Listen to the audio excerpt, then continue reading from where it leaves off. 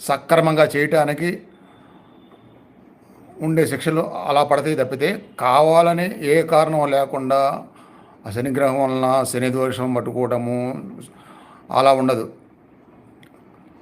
అందుకని మనం ప్రార్థించే విధానాన్ని బట్టి అప్పుడు అందరి దేవతలు ఎలా ప్రార్థిస్తామో, స్మరణ చేస్తామో, భక్తితో వేడుకుంటామో దానివలన శిక్షలు ఆయన నుంచి పడతాయి కాబట్టి అనుగ్రహం కూడా అలా కలుగుతుందన్నమాట. ఇది అర్థమైతే భయపడకుండా అందరిలాగానే మనం నామస్మరణ చేసి ఆ దోషాల యొక్క భారాన్ని తగ్గించుకోవచ్చు. ముందు ముందు వచ్చే ఉంటే మరి ప్రతి భగవంతుడికి కొంత శక్తి, కొంత స్వతంత్రత ఉంటుంది కదా. ఆ శక్తి స్వతంత్రతతో ఏం చేస్తారంటే జరిగిపోయినవి అలా ఉంటే జరగాల్సినవి ఏమైనా ఉంటే తప్పించడం కూడా చేయగలుగుతారు. ఒక ప్రత్యేకమైన భక్తులకి బాధ్యత తీసుకొని తప్పించడం కూడా చేయటం చేస్తారు.